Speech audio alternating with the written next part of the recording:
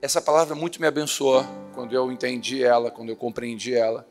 E eu acredito que pode abençoar você. O tema da mensagem é como tomar uma decisão. Tomando decisões. Como tomar uma decisão. Eu acredito que o que faz a nossa vida e conduz a nossa vida não são as nossas emoções.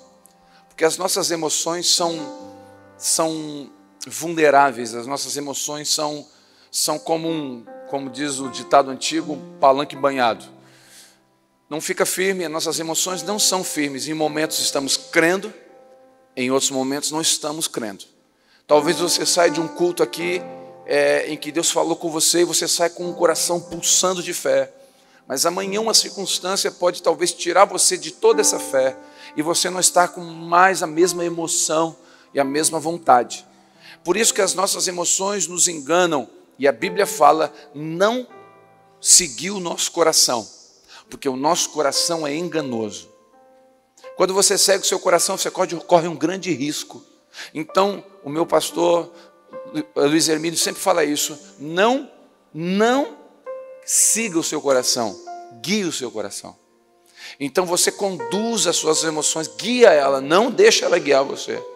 As nossas decisões são importantíssimas e eu queria trazer para mim e para você essa noite como tomar uma decisão em Deus. São elas que norteiam a nossa vida. Tomamos decisões constantemente. Saber como tomá-las faz toda a diferença. Ter filhos ou não ter filhos? Mudar de país ou não? Trocar de carro? Mudança de congregação, uma faculdade, o que fazer? São decisões que mudam a nossa vida. Por exemplo, com quem você vai casar, muda totalmente o rumo da sua vida. Pode ser um grande acerto, ou pode ser uma grande amostra grátis da tribulação. Tem gente que não casa, faz missão, de tão ruim que o tiro foi, né? Então, às vezes Deus até dá recado no namoro, e você não presta atenção nos recados de Deus, e entra no casamento achando que o santo, ou que a santa vai mudar, e saiba que no casamento, tudo que é ruim nele e nela vai piorar. Nenhum amém. Mas tudo que é bom neles também vai melhorar. Irmãos, nós não podemos entrar num relacionamento pensando que vai haver uma mudança. Pode haver melhoras e até mudanças, mas isso é pela graça e pela misericórdia. Você tem que entrar com o desenho já. Então essas decisões são muito, muito importantes. Solteiros que estão aqui, vou dar um conselho para você.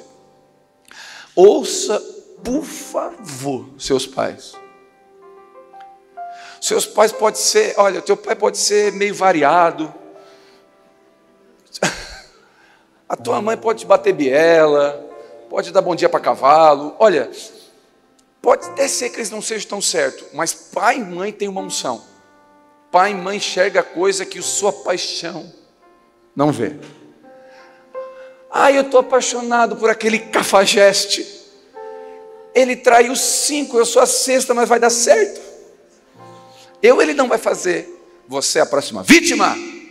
Você vai ser também. Porque eu desenho. Então as decisões são muito importantes. Eu lembro uma vez, eu até contei, que uma vez nós estávamos vindo de São Paulo para Criciúma, e ali em Curitiba, nós estávamos chegando em Curitiba, tinha uma placa assim, ó, Porto Alegre, siga em frente. Eu falei, pronto, Porto Alegre, Criciúma está no meio. Só que eu não vi que antes tinha uma placa, Florianópolis entra. E eu segui em direção a Porto Alegre, feliz da vida. E a estrada começou a mudar, no meio de muito mato, começou a aparecer mato. E a pista que sempre é dupla, ficou única. De repente, pista única, eu falei, Satanás, você me enganou. Aquela placa foi o diabo que colocou lá. Não, a placa estava certa. Eu não vi a placa destino Florianópolis antes e passei direto. Fui para o outro rumo. A minha decisão de seguir em frente me custou gasolina. Eu andei uns 60 quilômetros a mais 60 para voltar, 120. Para um bom italiano, isso dá um monte de gasolina.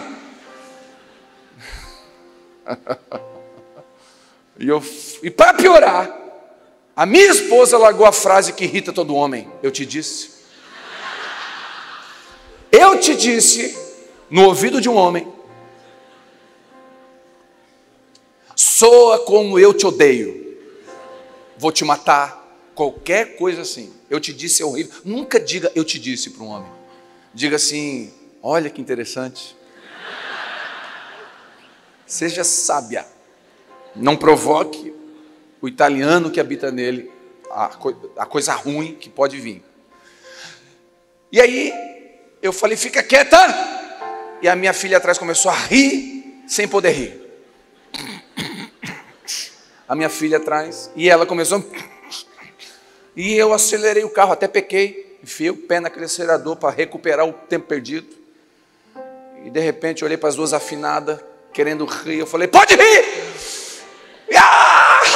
Riram de mim. Eu falei, meu Deus, o que é uma decisão errada? Aquele dia, o italiano que habita em mim saiu para fora. Decisões erradas faz a gente perder tempo, perder recurso, perder paciência. Decisões erradas. Então, tomar uma decisão é muito importante. Escute essa frase, os nossos maiores problemas não estão nos obstáculos no caminho, mas na escolha do caminho. Guarda isso. Os nossos maiores problemas não estão nos obstáculos do caminho, estão na escolha do caminho. Porque se você escolher o caminho errado, não tem obstáculo, sem obstáculo não interessa, o caminho está errado. Mas se você escolher o caminho certo, não tem obstáculo, o Senhor vai te dar força para vencer esses obstáculos, estando no caminho certo. Isaías 30, versículo 1 diz, ai dos filhos teimosos e obstinados, que executam planos que não são meus. Olha o que Deus está dizendo, ai desses filhos teimosos e rebeldes que executam planos que não são meus, celebram alianças e pactos sem a minha aprovação. Olha o que Deus está dizendo, eles não me consultam, eles celebram alianças e pactos sem a minha aprovação, e tudo que fazem é juntar pecado sobre pecado. Jesus não é apenas nosso Salvador, Ele tem que ser o nosso Senhor. Ele tem que ser, Jesus não é bombeiro, que só apaga os nossos fogos, as nossas queimadas, porque pegamos caminhos errados. Ele tem que ser o nosso Senhor. Posso ouvir um amém? E para ser o nosso Senhor, nós temos que perguntar para Ele. Salmo 128 diz, bem-aventurado aquele que teme o Senhor e busca andar nos seus caminhos. Jesus tem os seus caminhos. Não faça seu caminho e peça bênção. Ande no caminho de Deus que já está abençoado. Tem gente que faz um projeto, Deus, esse é o meu projeto, me abençoa o meu projeto, e Deus está falando, eu não estou aí, eu estou aqui, eu não estou nesse projeto, como é que eu vou abençoar uma coisa que é tua? Eu te falei que aqui está a minha bênção, então não precisa pedir a bênção lá, já está aqui. Quando você pede um conselho, uma direção de Deus, e essa decisão é dada por Deus, você caminha debaixo de uma bênção já. Provérbios 3:5 diz, confia no Senhor de todo o teu coração, e não te apoies no teu próprio entendimento, reconhece o Senhor em todos os teus caminhos, reconhece o Senhor, e Ele endireitará as tuas veredas. Sabe o que é isso? Vai guiar os teus passos. Endireitará veredas é guiar passo.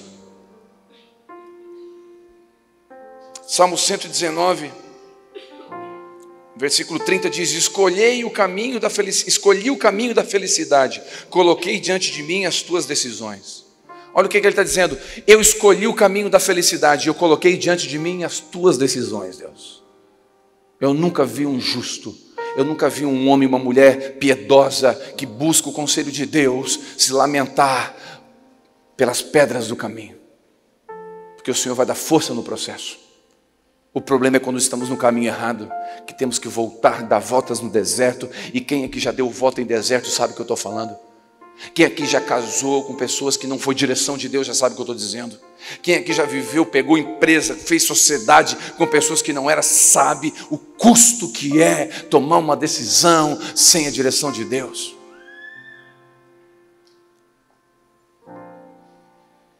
E eu queria deixar 3 faróis, 3 conselhos para você tomar uma decisão.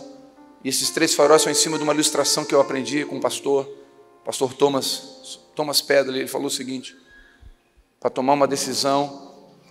Imagine você que onde vocês estão é o mar e aqui é o continente. Então, aqui é o porto, e para o navio existe um lugar no continente que o navio, para poder atracar no porto, ele precisa entrar em muitos corais, e ele não conseguia entrar. O que fizeram? Cavaram um caminho embaixo das águas, tiraram todos os corais, pedras, para esse navio poder vir do mar e ancorar aqui. Quantos entenderam? Sim ou não? De dia, eles colocaram boias, 2 caminhos de boias, para mostrar para o navio poder entrar ali, boias coloridas para poder entrar. Só que à noite eles não tinham como iluminar esse caminho. Como que eles fizeram? Aqui no continente, eles colocaram 3 faróis alinhados, um atrás do outro, com esse caminho. Então o navio vinha. Quando ele olhava e via os 3, um atrás do outro, ele parava, virava e entrava. Ali era um caminho. Era uma forma de nortear o navio para atracar. Quantos entenderam? Então, esses 3 faróis são 3 conselhos, 3 coisas que eu acredito que, se você esperar os 3 ficarem acesos, você tem grande chance de acertar e pouca chance de errar. Não estou dizendo que mesmo assim você não pode errar, mas as suas chances caem de 100, cai para 5% a chance de errar. E o primeiro farol a ser aceso ou apagado na decisão que você vai tomar é a palavra de Deus. A palavra é o nosso norte. O Salmo 119, versículo 5 diz: lâmpada para os meus pés e luz para o meu caminho. Ou seja, a Bíblia é um farol que, se apagado, esquece. Pastor, eu vou casar com uma menina, ela é endemoniada, mas eu acredito que ela vai se converter. O meu chamado é ganhar ela para Jesus. Isso, o teu chamado é tomar-lhe uma sova daqui a pouco. O teu chamado é chorar para mim daqui a 3 meses. O teu chamado é procurar o conselheiro de casais da igreja daqui a pouco. O teu chamado é chamar o advogado para fazer o divórcio. Esse é o teu chamado.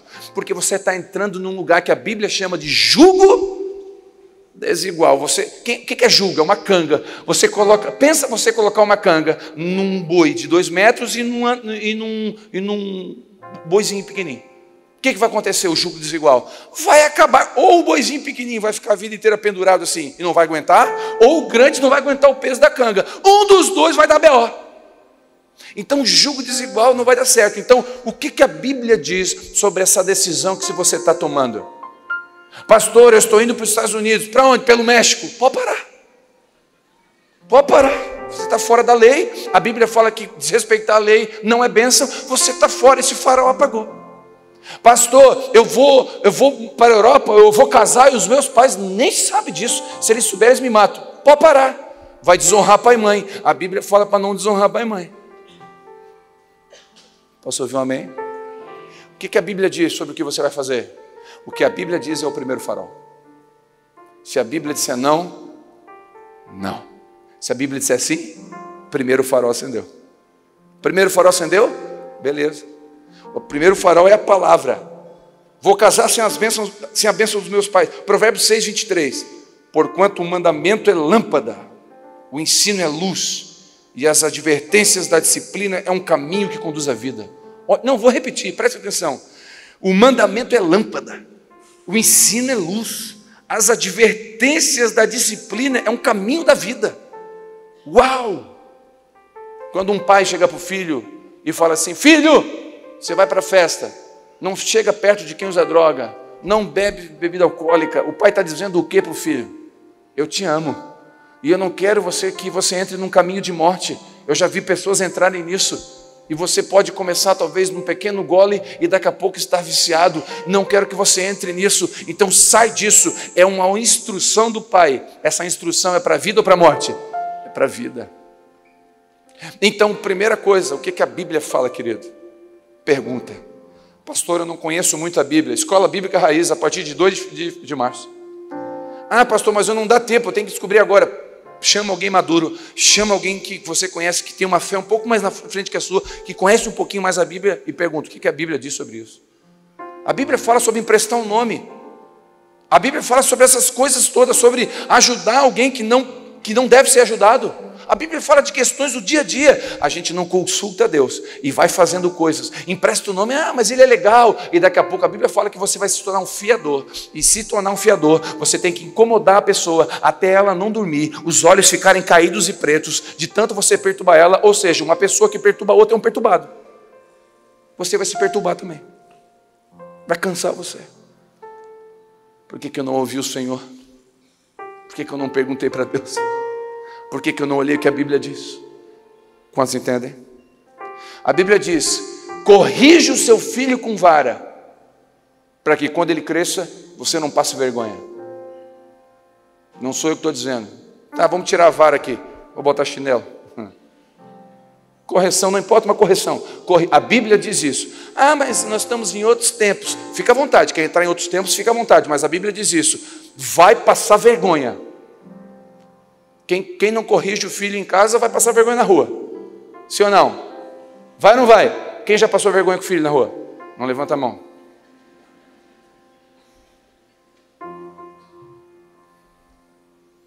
Quantos entendem?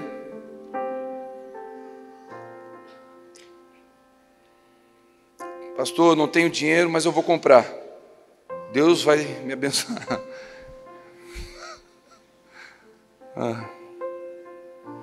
Não, pastor, eu estou com fé. Não, tu não está com fé, tu está com uma loucura na cabeça. Tem gente que chega para mim, pastor, não, esse negócio é de Deus, eu vou comprar esse apartamento. Quanto é que você ganha por mês? 1.500. E quanto é que é o apartamento? 1.700 por mês. Falei, irmão, nem no céu com os anjos dando voadeira, nem com o anjo Gabriel, Miguel, todos eles juntos a matemática muda. Falta 200 conto, meu filho. Mas esses 200 conto eu vou orar. Eu nunca vi oração fazer brotar 200 conto. Não, é só, se Deus te deu essa porção, caminha nessa porção. Eu vou dizer como Deus vai te abençoar. Você ganha 1.500. A Bíblia fala para você caminhar, projetar a casa antes de construir. Posso ouvir um amém? Ou seja, se você não projetar e calcular antes, você vai passar o quê? Vergonha. Sabe o que é isso? Você tem 1.500. Você faz um cálculo tirando o que você gasta mensal, dá uma margem, separa aquilo que é do Senhor, você é honesto com você mesmo. E você fala, eu tenho 500. E aí faz um voto com Deus, Deus, se for teu, eu tenho 500, eu vou ser honesto com a minha realidade. Se for teu, vai aceitar a proposta. Eu conheço um monte de gente que foi abençoado assim. Era para ter pago 1.000 por mês, veio para 500, só porque ele foi honesto com o Senhor, ouviu as Escrituras e Deus o honrou. Quantos entendem isso? Então isso não é falta de fé. Muitos aí pregam que você tem que ter uma fé de tudo no...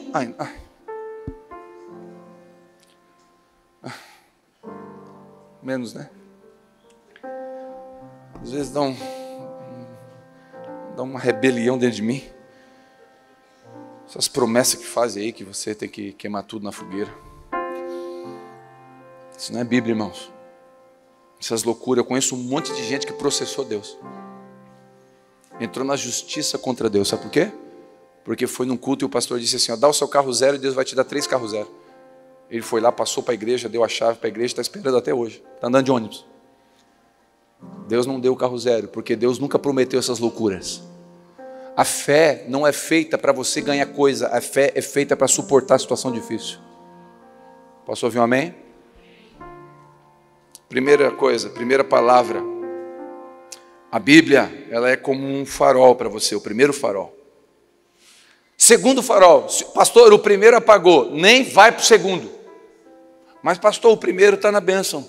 Eu vi aqui, a Bíblia não fala nada, está tudo de boa, meu pai minha mãe abençoou, está tudo legal, está tudo... Pastor, eu acho que é agora eu vou com os 2 pés. Segundo farol, conselhos. Provérbios 24:6. Quem vai para a guerra necessita de orientação estratégica, pois nos muitos conselhos ele tem vitória. Irmãos, eu vou dizer uma coisa para você. De guerra eu entendo um pouquinho, pelo menos 20 anos no exército eu entendo de estratégia de guerra. Por mais que você sabe tudo de guerra, se você vai para uma guerra, você tem que ouvir quem já foi para a guerra. Coisa maravilhosa é ter a experiência de quem já viveu. Porque a guerra na realidade é uma coisa, a guerra no papel é outra. Então, tem gente que já passou por alguns lugares que você não passou.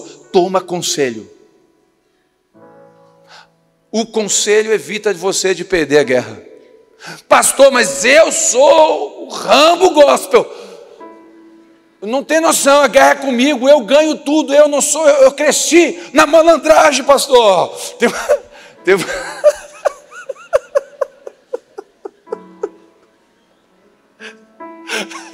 Eu cresci. Teve um irmão que chegou para mim, pastor, eu sou da malandragem. Eu sou dos becos, Ó, irmão, tu pode ter a malandragem que for, toma conselho. Toma conselho, porque essa tua experiência aí de três anos de night som não vale nada. Não pensa que você é da noite, não. Tem gente muito mais na noite. Então, a sua experiência é muito legal, mas cuidado, tem gente com mais experiência. Pessoas de cabelos brancos, ouçam elas. Maravilhoso é parar perto de alguém que tem uma maturidade, que já passou. O cara tem 30 anos de casado. Seja humilde, senta perto desse homem, dessa mulher e fala: me diz, o meu casamento está assim, me diz como que eu faço. Seja humilde. Para pedir conselho tem que ser humilde. Seja humilde. Pergunte. A Bíblia fala que os bons planos falem por falta de conselho. Pastor, eu estudei o mercado. Não tem nenhuma loja que vende filé de peito de cisne do sul da Ásia em Criciúma. Eu vou vender sobrecoxa de fazão da Patagônia assada ao molho branco da Nova Zelândia.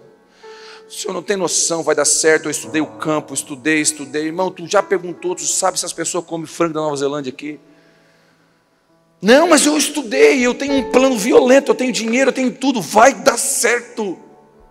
Não, calma, vá para o mercado, pergunta para quem entende, senta, ouve alguém, calma, ora, espera, toma conselho. Não, mas calma. Os bons planos, a Bíblia não está dizendo que é plano endemoniado, não. Não está dizendo que é plano, está falando que é plano bom. Planos bons.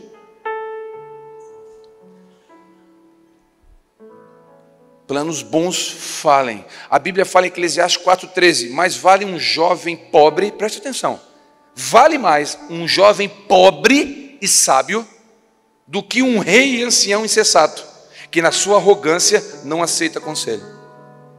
Olha que interessante, o jovem pobre, sábio, um rei rico, mas na sua arrogância não toma conselho. Aí você pensa, eu estou por cima da carne seca, eu tenho 2 milhões guardados, pastor, o meu mercado está bombando.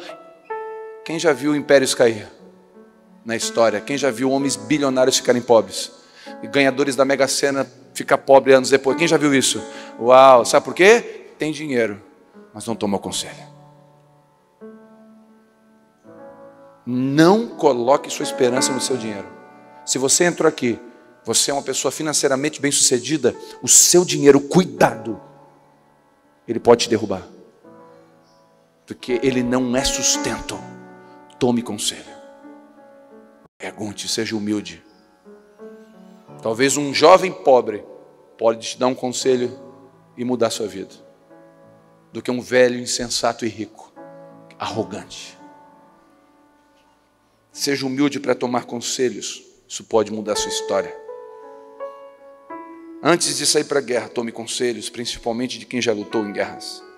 Tomar conselhos é sábio. Conselhos são como balizas sinalizadoras. Uma vez, tem uma história triste na minha vida. Nós fomos subir um lugar em Treviso chamado Dois Dedos, Dedo de Deus, uma coisa assim. É um lugar lá em cima na serra, no meio do mato. E eu, não sei porque aquele dia minha cabeça não estava boa, eu falei, vamos subir o dedo. Juntei 3, 4, mais perdido que eu, botamos umas mochilas nas costas e vamos subir. E na frente a gente mandou um guia, o guia que teoricamente conhecia o caminho para subir nos Dois Dedos. E o caminho era tranquilo, já estava até feito, era uma picada limpinha, era só subir, não tinha nada demais, só subir. E só que aqui embaixo no pé da serra, aqui embaixo, tinha um lugar de decisão, aqui embaixo. Era 2 caminhos que partiam assim, ó. Então, aqui era o único lugar que a gente não sabia, que não tinha, se errasse aqui, era um problema. Se acertasse aqui, o caminho era tranquilo. E esse guia foi na frente. E ele falou assim, eu vou colocar uma baliza no caminho, para vocês entenderem. Pronto. Nós chegamos no caminho, tinha uma vara fincada. No caminho. Que não era para entrar. E nós olhamos a baliza, é aqui. E entramos, mato adentro. 1 hora, 2 horas, e não tinha caminho, era mato fechado. Barranco íngreme, 90 graus. Nós subindo, grudando em raiz. E quanto mais subia, mais mato aparecia. Tinha umas taquarinhas que eu chamei de taquara do inferno. Aquilo lá picava a gente, aquilo lá. Nós começamos a subir. Irmãos, a viagem era para durar 35 minutos. Era 4 horas, nós estávamos na metade. E era morro acima, no meio do mato fechado. Eu já imaginei. Uma cobra picando a gente, uma perna sendo quebrada, o águia dourada passando por cima, procurando a gente. Homens perdidos, variados, loucos, perdem no meio do mato em Treviso. E nós subindo, irmãos, eu nunca odiei tanto um ser humano. O cara da baliza. Porque ele botou a baliza, ele não falou que a baliza estava fincada no caminho, que não era. Eu achei que era no que era. Resumindo, a nossa decisão de pegar o caminho que ele deu foi horrível. Ou seja, um conselho mal dado acaba com a gente.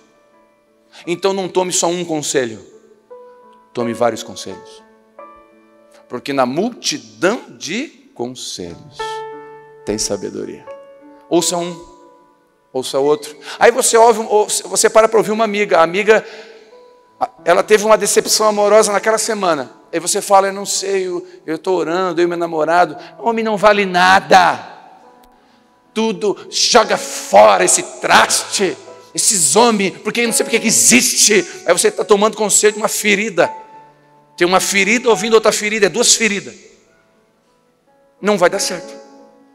Você tem que tomar o conselho de alguém equilibrado, de alguém que está bem, de alguém que te ama, de alguém que ama a Deus. Posso ouvir um amém? Senão você vai para o buraco, igual a gente foi aquele dia. Levamos 5 horas para chegar no lugar que eram 40 minutos. Quando chegamos lá, estava ele assando uma carninha, o indivíduo. Bom, eu peguei o espeto. Eu pedi perdão depois. Não tome conselho de qualquer um. Bem-aventurado o homem que não anda segundo o conselho do ímpio. Salmo de número 1. Bem-aventurado o homem que não anda segundo o conselho do ímpio. O ímpio que não teme a Deus, que conselho ele vai te dar? Separa, não dá nada, vida é louca, curte a vida, ela é curta, vamos para a noite. É conselho de ímpio. Não, vive hoje, cara. Torra tudo, amanhã. Isso, santo, vai amanhã. Esses amigos, normalmente, eles fazem assim, ó. Ô irmão, conta comigo, tá? A hora que você está mal, 1, 2, 3, sumiu. Não está junto. Então, ouça pessoas que amam e temem, amam você e temem o Senhor. Posso ouvir um amém nisso? Então, primeiro farol, qual é? Primeiro farol, a palavra. O segundo farol, conselhos. Terceiro farol, e tão importante quanto os 2 primeiros, a paz. Filipenses 4:6, presta atenção nesse texto. Não andeis ansiosos por coisa alguma. Antes, em tudo, sejam os vossos pedidos conhecidos diante de Deus pela oração, súplica e ações de graça. Olha o versículo 7. E a paz de Deus, que excede toda circunstância, guardará os vossos corações em Cristo. Sabe o que a paz é? A paz de Deus é um árbitro. É como se fosse um juiz. Preste atenção nisso. Às vezes, a coisa certa é trocar de casa, mas não é o tempo certo. Quantos entendem isso? É a coisa certa, mas não é o tempo certo. Então você vai orar. Deus, devo ou não? Deus não te dá paz. Por que Ele não te dá paz? Porque Ele sabe que é a coisa certa, mas não é a hora certa. E Deus sabe todas as coisas, sim ou não? Ele sabendo o amanhã, Ele tira a sua paz. Aí você fala, meu Deus, eu tenho dinheiro, eu tenho tudo, mas eu não estou com paz. É Deus dizendo, segura, porque aqui na frente vai ser melhor. Por isso que você não sabe por quê, que às vezes você está com tudo certo, mas você não tem paz. Quem já sentiu isso? Você está com tudo legal, mas eu não estou com paz. Esse emprego, proposta de emprego, você está trabalhando num lugar tranquilo, ganhando 2.000 por mês, aí chega uma proposta para ganhar 5. Você fala, meu Deus do céu, a Bíblia fala nada sobre isso. Aleluia, eu posso ganhar mais. Porque se a Bíblia não falasse, eu estava desesperado. Não, mas a Bíblia deixa eu ganhar mais, deixa. Ufa, 5. Agora os conselhos, o que você acha? Vai da tua. 5, nossa, que dinheirão. Vai. Os conselhos tudo bateu. Aí, Deus, eu vou aceitar esse emprego. Lá dentro. Eu não tenho paz. Você foi fazer entrevista. Lá na entrevista, no ambiente da entrevista, meu Deus, não é para mim isso aqui. Mas você insiste. Não, 5 conto. Não, Satanás, sai do meu ouvido. Eu vou entrar aqui agora. Aceita. Deu 3 meses, a empresa falha. Era Deus protegendo você. Por isso que a paz... Quem aqui crê que o Espírito Santo habita em você? Não, se você crê mesmo nisso, né? Se você crê que o Espírito Santo habita em você, o Espírito Santo vai tirar a sua paz. E vai colocar a paz. Já percebeu? Eu vi um testemunho de uma moça que Deus mandou ela trocar de emprego. Ganhava mais para ganhar menos. Falei, meu Deus do céu, essa conta não dá certo, essa teologia da prosperidade não bate, ganha menos não vale. Só que ela falou assim, pastor, eu tenho paz nisso. Coisa melhor do mundo é você ter paz. Irmãos, é melhor um bocado, é melhor uma meia água, é melhor o simples, com paz, do que milhões em guerra, do que palácios em guerra, do que carros importados em guerra. Irmão, agora, se tiver carro importado com paz, maravilha, mas o melhor é paz. E o terceiro farol que eu e você como cristão precisamos entender é a paz. A paz é um guia, um árbitro, um juiz. Quando tomamos decisões a tomar, precisamos buscar a Deus em oração. Ele colocará paz e retirar a paz. Pode até ser bons aos nossos olhos, mas o fim, Deus sabe. A paz trabalha no tempo e no modo. Talvez seja a coisa certa, mas não o tempo certo. Provérbios 14, 12. Há caminhos que ao ser humano parecem ser bons, opções de vida, mas no final conduzem à morte. Preste atenção. Há caminhos que eu e você achamos de vida, mas no final é a morte. Infelizmente, irmãos, escute o que eu vou dizer. Às vezes, moças, homens e mulheres, não honram seus pais. Os seus pais falam assim, essa pessoa não é boa para você, filho. Só que a pessoa é obstinada, ela quebra o princípio do primeiro farol. Ela não ouve os pais, não toma conselho. E me perdoe a franqueza. Muitas deles ou delas, a gente tem que ir no velório. Porque foi caminho de morte.